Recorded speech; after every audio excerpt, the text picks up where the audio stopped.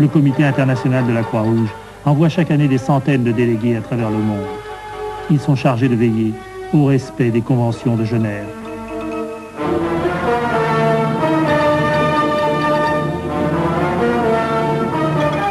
Bien loin de là, à Berne, capitale de la Confédération helvétique, dans ce palais de marbre des archives nationales suisses, dorment dans leurs coffres depuis 1949 les 4 conventions de Genève, protégeant les prisonniers, les blessés, les civils et les naufragés, avec les signatures de tous les chefs d'État du monde. C'est pour faire respecter ces signatures qu'ils sont là, en plein désert, en pleine guerre. Des hommes désarmés, fragiles, au milieu de la violence.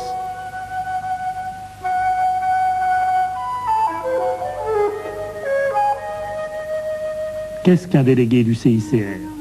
Comment le devient-on? Comment est devenu délégué Frédéric Maurice? Très naturellement, je crois. Je suis suisse et genevois de surcroît. J'ai toujours entendu parler du CICR. Être citoyen suisse et travailler à l'étranger, travailler dans des zones conflictuelles, en fait, ça ne peut se faire que dans le cadre du CICR. L'appel, très certainement, du tiers-monde, de ses misères, bref, de tout ça m'a amené très spontanément à toujours penser que je travaillerais au CICR. C'est ainsi que d'autres citoyens de Genève se retrouvèrent un jour mêlés à une guerre dans le désert d'Arabie.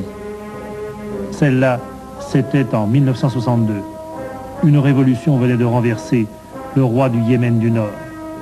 Les tribus fidèles à la monarchie luttaient contre les républicains, aidés par les Égyptiens de Nasser.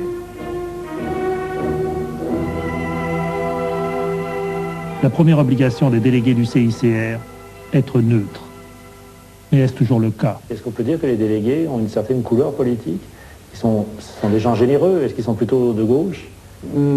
Écoutez, je ne pense pas. Je ne veux pas m'aventurer et leur coller des étiquettes, n'est-ce pas, dont ils seraient fâchés. Mais je ne pense pas qu'on ait une couleur politique, tout simplement parce que les situations dans lesquelles on se trouve sont au fond bien au-delà de telle ou telle couleur politique. Elles sont même parfois un petit peu au-delà de la politique, ou bien disons elles sont le résultat de la politique, mais considérées pratiquement abstraitement. Elles sont le résultat du cynisme politique, qui appartient aussi bien à la gauche qu'à la droite.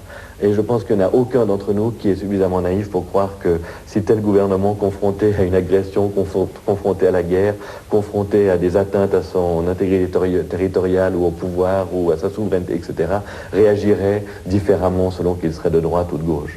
Je crois que là, aucun d'entre nous se fait d'illusions, n'est-ce pas?